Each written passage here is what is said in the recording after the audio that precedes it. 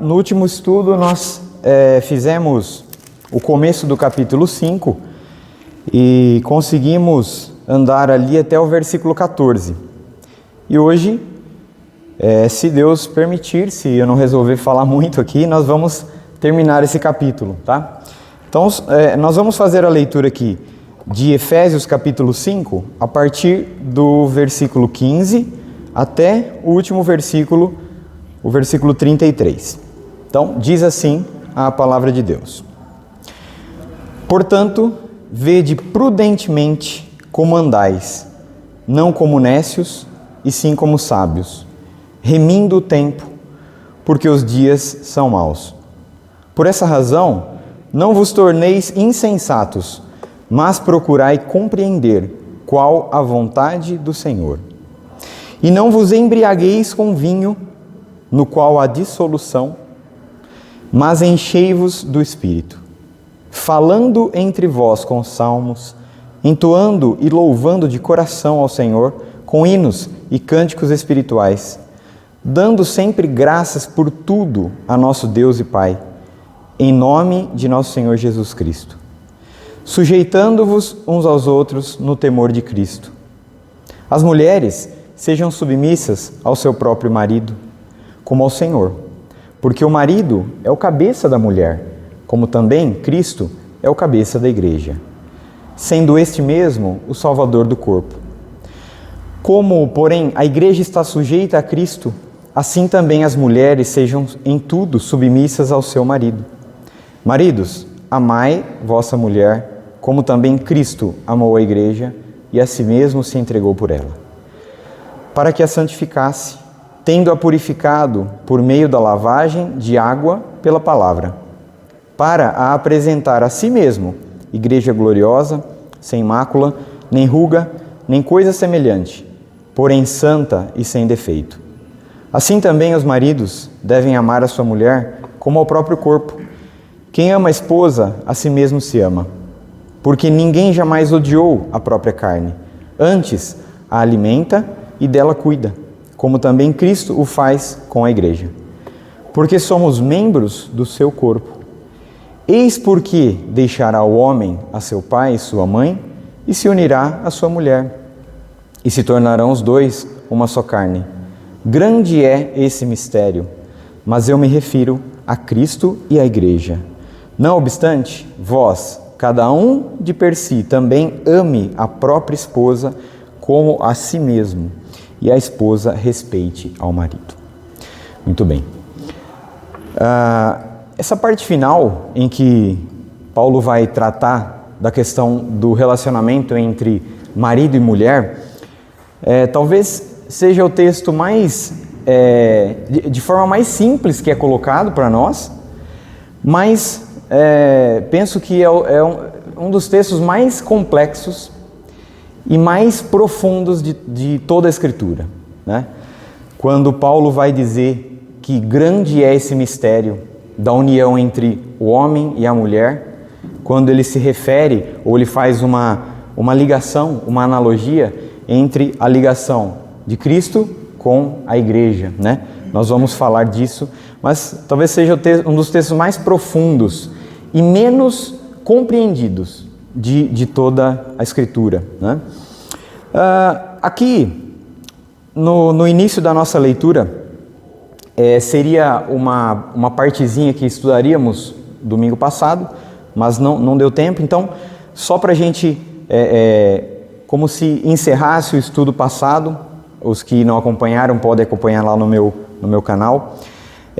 Paulo, ele diz, portanto, por tudo isso, nós vimos que, só recapitular rapidamente algumas coisas, nós vimos que Paulo orienta aos cristãos imitarem a Deus, porque Deus é o Pai deles, nós somos, e os efésios ali, eles eram filhos de Deus, filhos amados de Deus, eram santos, então tinham sido separados por Deus para levar uma vida diferente, eram considerados reis juntamente com Cristo, porque na volta de Cristo, a palavra diz que nós reinaremos com Cristo, e nós somos luz no meio das trevas. Então, por esses motivos, Paulo diz, vocês têm que ter uma vida diferente das pessoas que não foram alcançadas, das pessoas que não são consideradas filhos de Deus.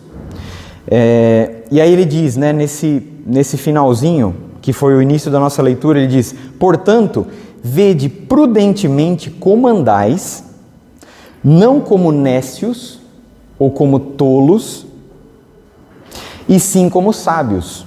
Então veja, Paulo aqui orienta aos cristãos observarem o modo de andar sobre essa terra. Vocês foram alcançados, foram salvos, vocês são filhos de Deus, alcançados, santificados pelo Senhor, Deus tornou vocês luz. Então, portanto, vede prudentemente como vocês andam, não como tolos, e sim como sábios. Veja, o cristão, eu sempre digo isso, né? O cristão, ele, mesmo tendo sido alcançado, salvo por Cristo, ele pode ter uma vida medíocre, uma vida que é uma vida tola, uma vida que não serve para nada. Então, veja, não andem como tolos, andem como sábios. Interessante que a palavra de Deus nos orienta que toda a riqueza que há em Deus, de conhecimento e de sabedoria, olha só, toda a riqueza que há em Deus de conhecimento e de sabedoria está onde? Em Cristo. E Cristo foi revelado a essas pessoas. Cristo foi revelado a nós. Então, nós podemos andar com sabedoria, porque aquele em quem estão contidos toda a riqueza do conhecimento e da sabedoria, ele foi revelado a nós, e não a todas as pessoas, da forma que foi revelado aos seus filhos, aqueles que foram alcançados. Então, como é que nós vamos ter uma vida igual à vida daquele que não foi alcançado, que não tem essa possibilidade de andar com sabedoria, porque não recebeu toda a possibilidade de conhecimento e de sabedoria que está em Cristo. Então, vede prudentemente como andais, não como nécios, não como tolos, e sim como sábios. Olha o que ele diz. Remindo o tempo. O que significa isso? Aproveitando o tempo. Aproveitando as oportunidades. Oportunidade é uma coisa que passa e não volta mais. Se você tiver a oportunidade de fazer alguma coisa e Deus incomodou você e você não fez, passou. Aquela não vai ter mais. E a nossa vida é curta, né? Quantos anos você acha que vai viver? Eu não sei quantos anos eu vou viver. Tenho 37. A gente calcula mais ou menos, né? Faz planos, 80 anos, 90. Mas 80 anos e 90 anos é pouco perto da eternidade. É pouco tempo, pouquíssimo. Qual a diferença de 30 anos para 90? Você fala, nossa, é muito. Mas compara isso com a eternidade. Cristo, com 33 anos, ele pode dizer, chegou a hora, a minha hora.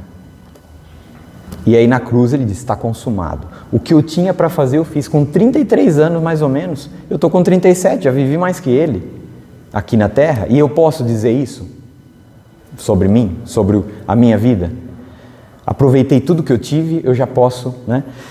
Então, andem como sábios, aproveitando as oportunidades, remindo o tempo, porque os dias são maus. É só você olhar à sua volta. E aqui, Paulo, ele tinha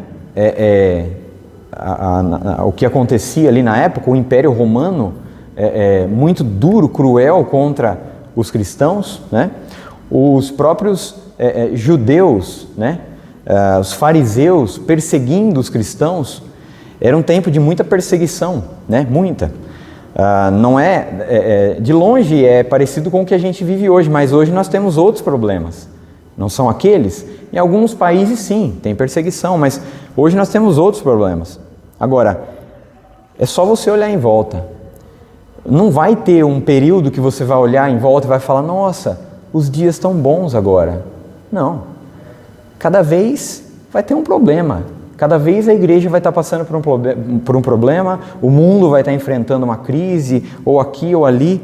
Os dias são maus, e eles são maus por causa do pecado que está sobre toda a terra, né? Está dentro do homem.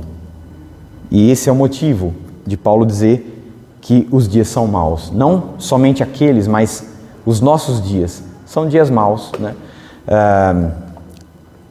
Nós esperamos, né, muitas vezes, ouvimos pregações sobre isso, esperamos a pandemia, parece que dá uma brecha, quando é que será que vai mudar para que eu possa fazer isso?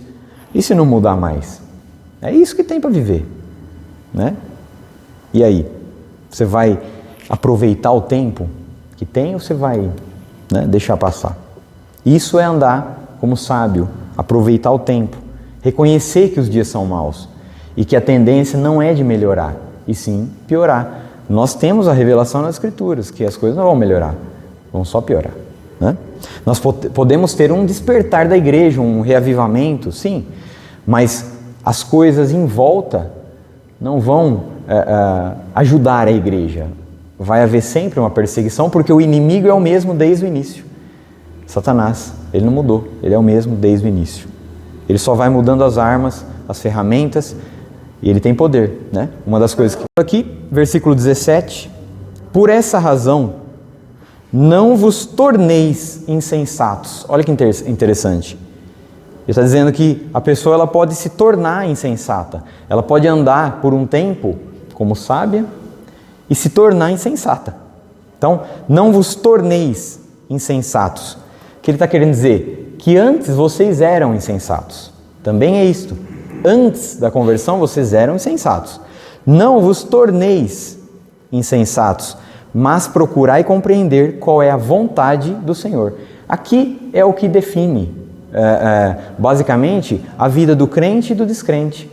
O descrente não quer saber da vontade do Senhor, e o crente, ele busca a vontade do Senhor. E o que está contido nisso aqui, né? Procurar compreender qual é a vontade do Senhor. É reconhecer que existe um plano perfeito que o Senhor traçou, determinou, estabeleceu e que ele vai ser levado a cabo. Ele vai finalizar isso. Quem dá o ponto final para toda a história é Deus, é o Senhor. Então compreender a vontade dele não é simplesmente porque ele é bonzinho, ele é o que tem de melhor nessa terra. É porque ele é o que vai dar o fim a todas as coisas que ele quer. Então, por isso, eu quero compreender qual é a vontade dele. Porque ele tem o domínio e ele é que tem, o plano está nas mãos, ele que determinou esse plano, tudo está nas mãos dele. Então, eu quero saber a vontade desse Deus, que é não só um Deus por aí, mas é o nosso Deus e o nosso Senhor. E aí, versículo 18. Irmão, acho que a gente enrolou bastante aqui no começo, não sei se vai dar para falar tudo, mas vamos lá. Versículo 18, ele diz: E não vos embriagueis com vinho, no qual há dissolução, mas enchei-vos do Espírito. Então aqui ele vai falar do Espírito Santo. Como a gente leu aqui, né? Se os irmãos lerem de novo em casa com calma, até passando aqui o capítulo 6, versículo 1, nós não lemos hoje, mas se você passar por ele até o versículo 9, você vai ver que ele vai falar de relacionamentos dentro da família, marido e esposa, relacionamentos de pais e filhos, relacionamentos de patrões e empregados, que é basicamente o que a gente tem por aí. Ou você está dentro da sua casa, na sua família, você tem filho, ou você está trabalhando, e o relacionamento entre os irmãos, né?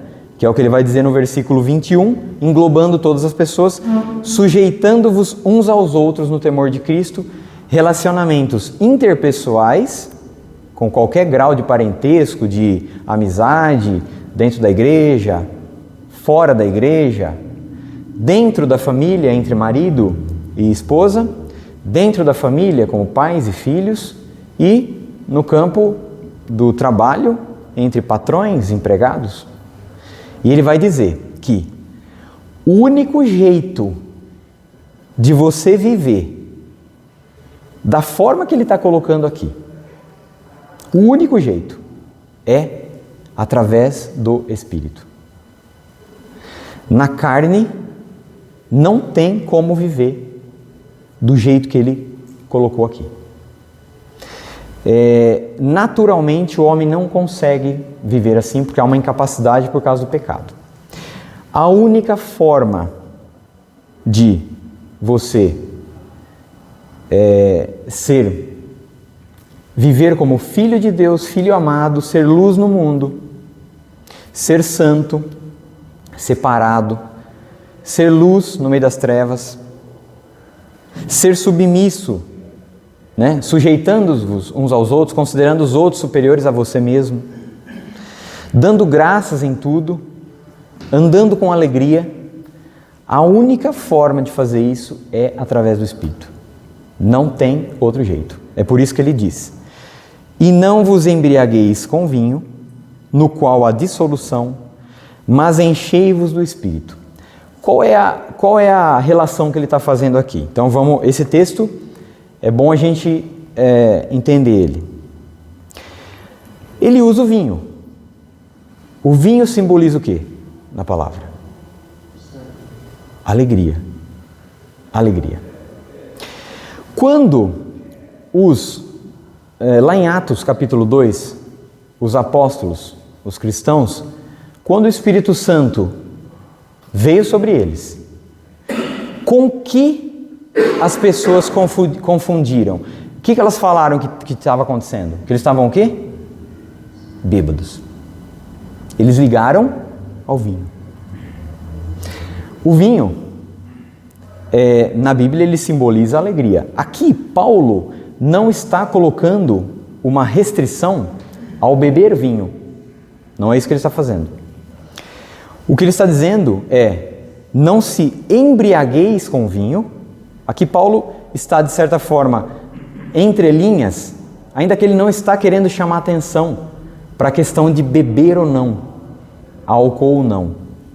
É outra coisa que ele quer dizer aqui. Mas ele já está dizendo que há uma proibição em se embriagar com vinho. Não ao beber vinho, mas ao se embriagar com vinho. Veja, os apóstolos, eles confundiram o estado, as pessoas ali confundiram o estado dos apóstolos como embriaguez. Como embriaguez. É o que eles chegaram mais próximo do que estava acontecendo. É por isso que Paulo, ele traça isso aqui. Veja, o que é a bebida alcoólica, o que é a embriaguez? Não a bebida alcoólica, mas a embriaguez. O que ela provoca? Você fica dominado pelo álcool. Você é dominado pelo álcool. Você é controlado agora pelo álcool. Você fica com coragem para fazer várias coisas que você não tinha coragem antes. Você consegue agora se expressar no meio das pessoas sem vergonha e sem medo. Você se expressa, né? O álcool provoca isso. Obviamente que o resultado de você estar controlado pelo álcool, de você estar dominado pelo álcool, de você perder o medo de fazer várias coisas que você teria medo, de você ter agora coragem de se expressar sem vergonha, né? Obviamente que o resultado dessas coisas que o álcool provoca são desastrosas. Agora, enchei-vos do Espírito. Assim como o álcool, o que o álcool promove dentro da pessoa, o Espírito, de certa forma, também promove. Só que veja, se você se enche ou é enchido do Espírito, você é controlado pelo Espírito. Você é dominado pelo Espírito. Você não tem mais medo de coisas que você tinha antes. Você não tem mais. Pedro estava na prisão cantando, né? Cantando, e chegaram para ele e falaram: Pedro, para de pregar sobre Jesus, a gente solta você. Ele falou: se você me soltar hoje, eu já vou estar pregando. Só que antes, quando Jesus foi preso para ser crucificado, ele negou Jesus, estava com medo. E depois? Depois que o Espírito Santo veio, perdeu o medo. Perdeu o medo. Agora, também a questão de se expressar. Perder a vergonha de se expressar, de expressar aquilo que a fé que você tem. Perder o medo, a vergonha de falar de Deus para as pessoas, de falar de Jesus para as pessoas, de falar do Espírito Santo para as pessoas, porque aquilo encheu você, né? É parecido o que o álcool promove, a embriaguez promove, e o que o Espírito promove. Obviamente que não se limita só ao que o álcool promove. O Espírito Santo, ele pode fazer o que ele quiser com você, né? O álcool não. Agora, Paulo ele faz ele estabelece essa relação para que fique claro para as pessoas, para os ouvintes, qual é a mudança que há, que o álcool promove, por um lado, e de forma parecida o Espírito promove, mas o resultado de tudo isso não é desastroso como o que a embriaguez promove, né? De novo, então, Paulo não está aqui, nesse versículo, proibindo a ingestão de vinho. Ele está, de certa forma, proibindo a embriaguez, assim como a Bíblia coloca. E ele faz essa relação, porque, assim como o vinho, ele ele simboliza a alegria, o Espírito Santo é o que vai trazer alegria para a nossa vida. Tanto é que, versículo 19, já vamos falar dele, olha só. Falando entre vós com salmos, isso aqui é o que o Espírito promove, olha lá. Versículo 19. Falando entre vós com salmos, entoando e louvando de coração ao Senhor com hinos e cânticos espirituais. Quem faz isso aqui? É uma pessoa triste ou alegre? Alegre. O Espírito Santo promove alegria. Alegria. É uma vida alegre. É uma vida que não é mais sem sal. É uma vida que tem sabor, que tem sal. É uma alegria que o Espírito Santo traz, que ela não é determinada pelas circunstâncias. Não são as circunstâncias que vão determinar o nível de alegria que a pessoa tem, porque ela está dominada pelo Espírito, ela está controlada pelo Espírito, e a alegria que acontece ali dentro, ela não é influenciada pelas circunstâncias. Na verdade, ela deve influenciar as circunstâncias. Como é que você vai passar por um problema? Como é que você vai passar por um problema? O problema é o mesmo. Agora, ele vai mudar o seu estado de alegria? Ou a sua alegria vai mudar a forma de enxergar aquela situação?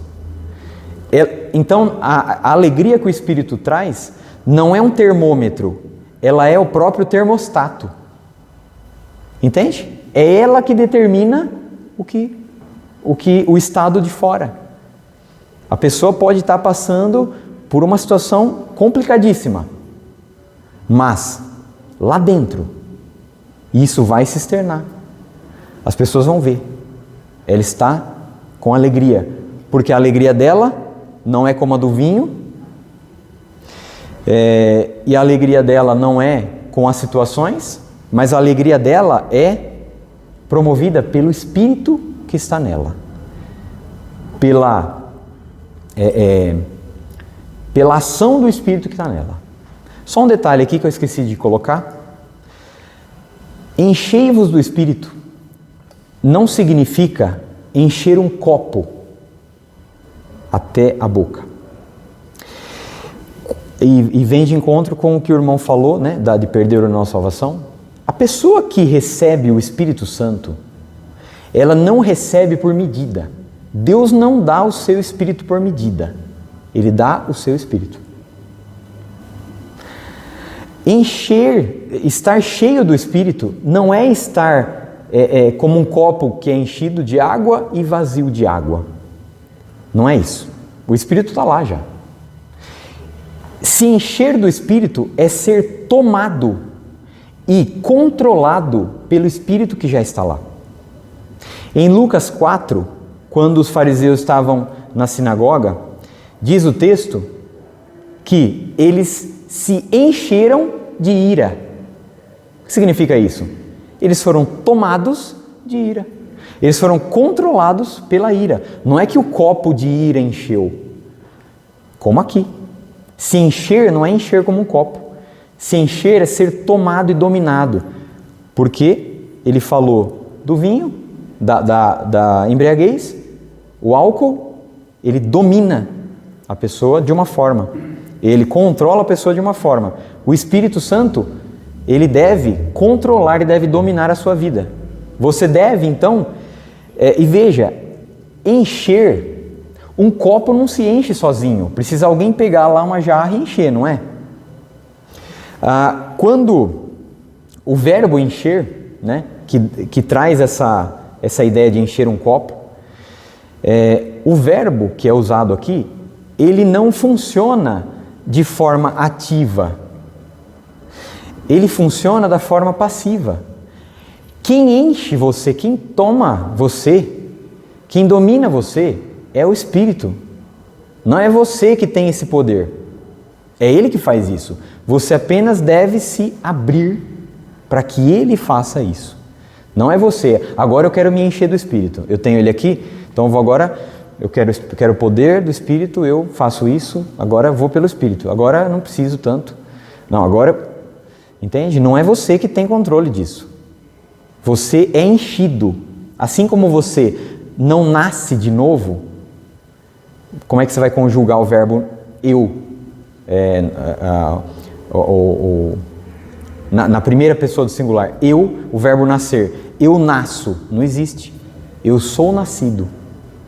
Você não nasce sozinho. Alguém dá a luz. Assim é a nossa conversão. Você não nasceu sozinho de novo. Deus que deu a luz em você, como agora filho de Deus. Da mesma forma, se encher. Não é você que determina esse enchimento. Você apenas se abre para que Ele encha você. E esse encher significa dominar você e controlar você. Então, a primeira coisa, alegria. Segunda coisa que o Espírito Santo promove, para que você possa viver da forma que você foi chamado para viver. Gratidão. Gratidão. Ser grato. Olha só, versículo 20. Dando sempre graças por tudo a nosso Deus e Pai, em nome de nosso Senhor Jesus Cristo. Dando graças por tudo. Veja, é fácil e às vezes você é levado espontaneamente a dar graças por várias coisas que acontecem de positivo, não é? Acontece uma coisa boa, você fala, nossa, estava esperando isso, aconteceu, graças a Deus, facílimo. Agora, Paulo orienta a dar graças por tudo. Por tudo. Veja, de novo, a gratidão, o contentamento, não está relacionado com o que está fora de você, com as circunstâncias, com o que vem de fora. Você é grato por tudo. Paulo, o que ele diz? Eu aprendi a viver de qualquer jeito, tendo muito, tendo pouco. Eu aprendi a viver assim. O que significa? Ele é grato em qualquer situação. É assim o cristão deve ser. E só pode ser assim quem é dominado pelo Espírito. Só o Espírito pode fazer isso. Primeiro, então, alegria. Segundo, gratidão. E terceiro, versículo 21. Sujeitando-vos uns aos outros no temor do Senhor, que é sujeição. Sujeição. É você considerar o outro. Lá em Romanos 12 está escrito isso. Cada um considere o próximo superior a si mesmo. Não está falando do marido, da esposa, do filho. Está falando do seu próximo. Né? E quem é o próximo?